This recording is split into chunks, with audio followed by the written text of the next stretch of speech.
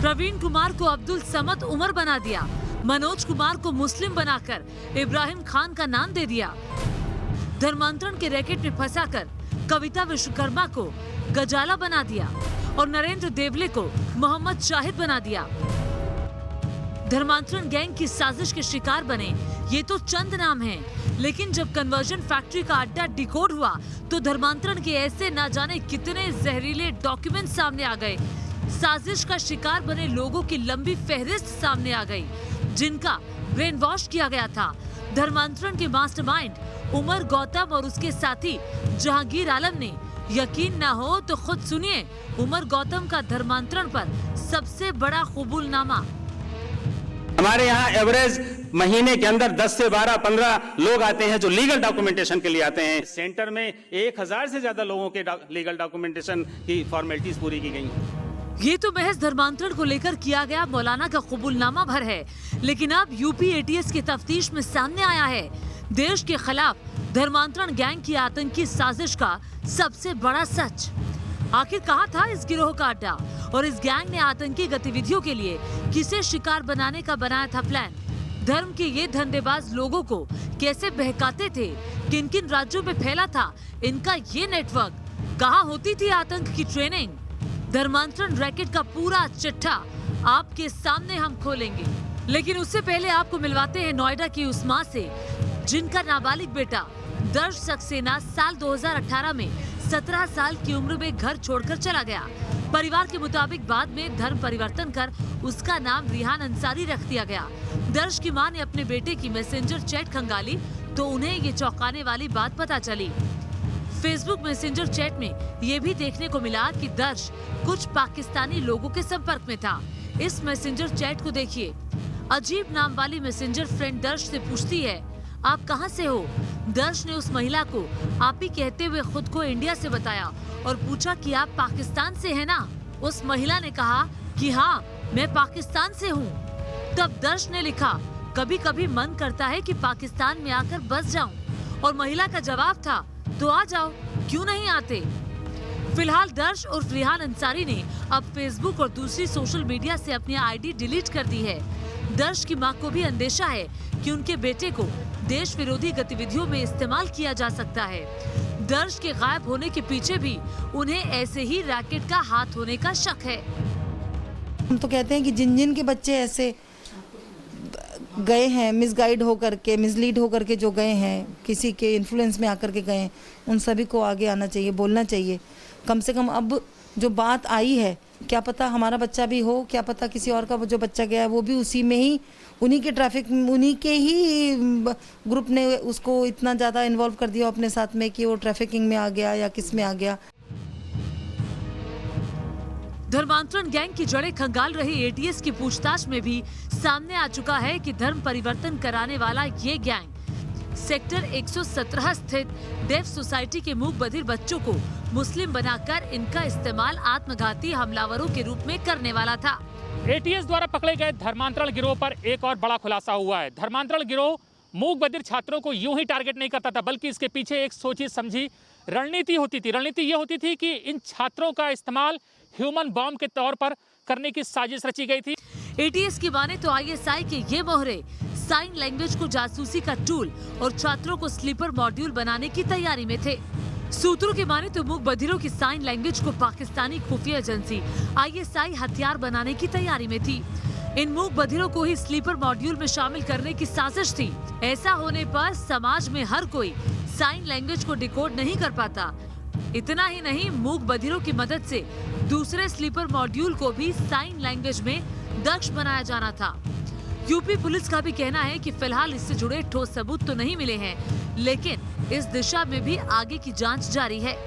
जो ऐसे गरीब लोग होते हैं या इस मेंटली जो सोचने समझने की उतनी शक्ति नहीं होती, उनका दुरुपयोग किसी भी चीज़ में किया जा सकता है। लेकिन अभी किसी तरह की ऐसी गतिविधियों में इनके यूज़ करने के आज तक एविडेंस नहीं मिले। आगे क्या एविडेंसेस मिलेंगे इसके बारे में अभी से कहना उचित नहीं है। ये जब विवेचना हो जाएगी, साक्ष्य आ जाएंगे, तभी कुछ बताना उचित होगा। अब आगे की इन्वेस्टिगेशन का मुद्दा ये भी है कि धर्मांतरण के बाद दूसरे राज्यों में भेजे गए छात्रों को कहां रखा गया? क्या इनको किसी ट्रेनिंग कैंप में भेजा गया? अभी तक की जांच में ये बात तो लगभग सामने आ चुकी है कि धर्मांतरण करने वालों को कट्टरता से जोड़ने की हर मुमकिन कोशिश की जा रही थी। इसके लिए उनके पहले के धर्म और समाज, परिवार के प्रति ब्रेन वॉश कर एक तरह से नफरत भरी गई। मोबाइल बिल्कुल बंद किए हुए हैं, अभी तो बात नहीं कर रहा और बोला, उन लोगों ने बोला है कि वीडियो कॉल करना गुनाह है। अच्छा। तो कुछ नहीं करना है। अब ये बोला हमसे कि 1 साल के बाद हम फिर दोबारा केरल जाएंगे, तब मना मत करना। उन लोगों ने भी जो भी बोला होगा कि केरल में कुछ पढ़ाई वढ़ाई होती है, तो जब पिछले अगले साल जो रोजा और ईद वीद होगी तब आना। कानपुर की लक्ष्मी गुप्ता की आप बीती को सुना आपने? इनका बेटा आदित्य भी बोल सुन नहीं सकता और धर्म के धंधेबाजों का शिकार होकर आदित्य से अब्दुल्ला बन गया। आदित्य उर्फ अब्दुल्ला 1 साल बाद घर लौटा है, लेकिन कट्टर होकर आदित्य उर्फ अब्दुल्ला अपनी पुरानी पहचान किसी के सामने नहीं लाना चाहता। यही कारण है कि उसने अपने दोस्तों से संबंध खत्म कर लिए, पुरानी फोटो और वीडियो डिलीट कर दिए और अपना पहनावा तक बदल लिया। लखनऊ की प्रियंका सेन की भी कहानी कुछ ऐसी ही है। कंप्यूटर इंजीनियर प्रियंका सेन कब फातिमा बन गई, परिवार वालों को इस बात का पता तक नहीं चला। कभी नहीं, हमने ये नहीं सोचा था। बहुत वो अच्छी थी लड़की, ऐसी नहीं हम कह रहे हैं वो गलत थी, बहुत अच्छी लड़की, जिम्मेदार इंसान थी, लेकिन उसके मन में क्या हो गया, किसने क्या भर दिया, हमें कुछ नहीं पता चल पाया। उन्हें तो ये कठोर से कठोर सजा दी जाए हमारी समझ से। अब एक बार फिर आपको ले चलते हैं नोएडा की उस डेफ सोसाइटी में, जहां बच्चों को बहकाकर आतंक की ट्रेनिंग की साजिश रची जा रही थी। सबसे पहले सामाजिक उपेक्षा महसूस करने वाले बच्चों का धर्म परिवर्तन कराया जाता था। ऐसे ही बच्चों को आतंक की ट्रेनिंग भी दी जाती थी। स्कूल में कई मौलाना हिंदू बनकर हिंदू छात्रों की मदद कर उन्हें धर्म परिवर्तन के लिए प्रेरित करते। कश्मीरी छात्र धर्मांतरण के लिए यहाँ हिंदू स्टूडेंट्स को इस्लामिक संगठनों से मिलने वाले रुपए और दूसरी सुविधाओं का लालच देते। जैसे ही कोई छात्र झांसे में आ जाता तो कश्मीरी छात्र इसकी जानकारी दे देते और फिर ISI के इशारों पर काम करने वाला इस्लामिक दावा सेंटर एक्शन में आ जाता। बताया जा रहा है कि हिंदू छात्रों का धर्म परिवर्तन कराने के बाद उन्हें केरल के इडुक्की जिले में थांगलपारा ले जाया जाता। केरल के इस कैंप में धर्म परिवर्तन करके आए छात्रों को जिहादी साहित्य पढ़ाया जाता था। उन्हें तैराकी, चट्टानों की चढ़ाई और दुनिया के सबसे आधुनिक हथियार चलाने की ट्रेनिंग दी जाती थी। यूपी पुलिस की माने तो पाकिस्तानी खुफिया एजेंसी ISI के इशारे पर मोहम्मद उमर गौतम और मुफ्ती काजी जहांगीर कासमी जैसे धर्म के धंधेबाजों ने 1000 से ज्यादा गरीब और अनपढ़ हिंदुओं को लालच देकर बहकाया और उनका धर्मांतरण करवाया। और अभी तक जो डाटा हम लोगों ने खंगाला है उसके हिसाब से लगभग 400 लोगों में से 55% महिलाएं हैं जिनका धर्म परिवर्तन किया गया है और 45% मेल हैं।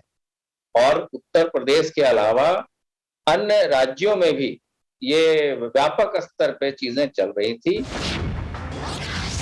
यूपी पुलिस की माने तो धर्मांतरण गैंग का ये नेटवर्क सिर्फ उत्तर प्रदेश ही नहीं, देश में उत्तर से दक्षिण और पूरब से पश्चिम तक फैला हुआ है। देश के इस नक्शे में इन राज्यों को देख लीजिए। इन तमाम राज्यों में मौलाना उमर गौतम के नेटवर्क को खंगाला जा रहा है। हिंदुस्तान ही नहीं, विदेशों में भी ये गैंग धर्मांतरण के काम को अंजाम देता आ रहा है।